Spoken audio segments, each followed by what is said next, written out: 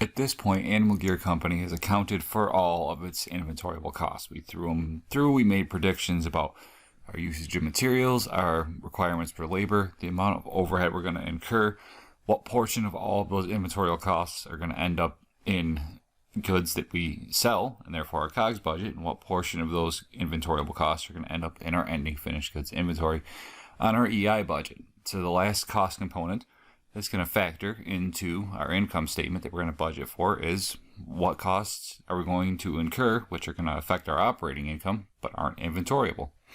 And those could be things, as we see in our non-manufacturing cost budget here, like the expense for salaries of our administrators, any other non-product fixed costs, and sales commissions. None of these things can be inventory.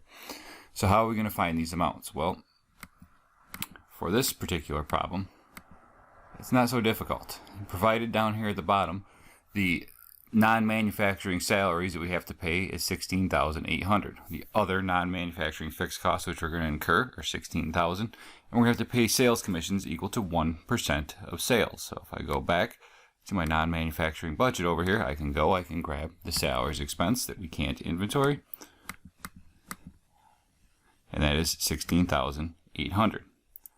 I can go and I can grab the other fixed costs which we can't inventory at this time. That is $16,000. And then lastly, for sales commissions, it's going to be 1% of the expected sales revenue we have for a period. So I'm going to start off by hitting equals. I'm going to go back to my information tab, and I'm going to take that 1%, and now I'm going to multiply that by the amount of sales that we are predicting we are going to have according to our revenue budget. And that amount is $178,400 in total. So if we're going to pay commissions equal to 1% of the $178,400 worth of sales we're expecting to have during this upcoming month, those expected commissions are going to be $1,784. And the total amount of non-manufacturing costs that we are going to incur is going to be equal to the sum of those three numbers. So $34,584 worth of non-manufacturing costs are going to not affect our gross profit, but they're still going to affect our operating income. And we're going to report this over here on our budgeted income statement. All these numbers that we have can be found on previously created budgets. What amount of sales revenue are we projecting that we're going to report for the month of April 20XX? That would be equal to the amount of revenue we're expecting on our revenue budget. So we go back to our revenue budget. That number was $178,400. And we bring that number on over.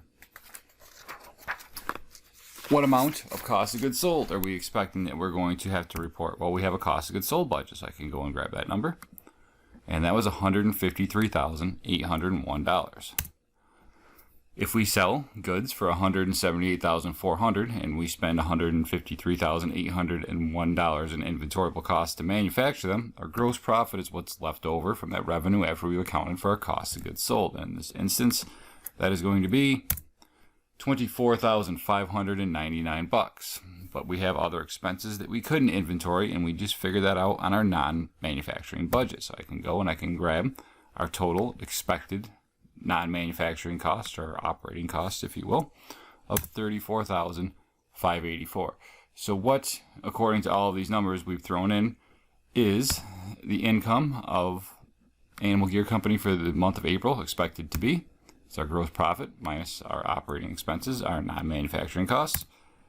There's no income at all. We're projecting here to have a loss of just under $10,000, $9,985. That's not good.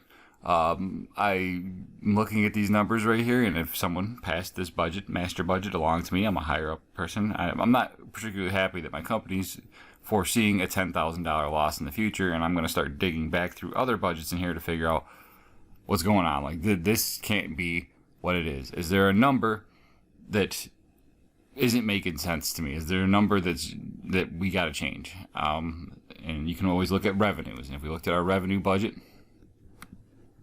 if I get to it right here, I'm feeling like selling at $205 and $310 a piece for pet carriers is already a high price point. Like, I don't think we can increase our revenue points much higher and continue to expect people to want to buy these pet carriers. I'm sure somewhere we have historical data on the number of units that we move each month. So I got to imagine the number of units that are being sold is probably realistic, expectation of what we can do. Well, if we can't adjust our revenues, we have to adjust our costs. And going through direct material usage and direct labor amounts, nothing right there stands out as a particularly high number. I mean, $27,000 in direct labor is feasible, I guess. Over here, using $19,000 in materials seems realistic. And then I go to our manufacturing overhead budget, and I see this humongous outlier right here. We're only doing $178,000 in revenues. How can our processing costs be $100,000? What is going in there that's causing our overhead for machining these things to be so high? Is that a fair number? Well, who wouldn't make this? A production supervisor. So I would definitely go through and look and ask that person, why are we projecting to have $100,000 in, processing costs? Because look at what it's doing to not only our cost of goods sold, but overall our operating loss, our operating, profitability for the period. There's something in there that just cannot be, and that's where Animal Gear Company needs to begin to fix things.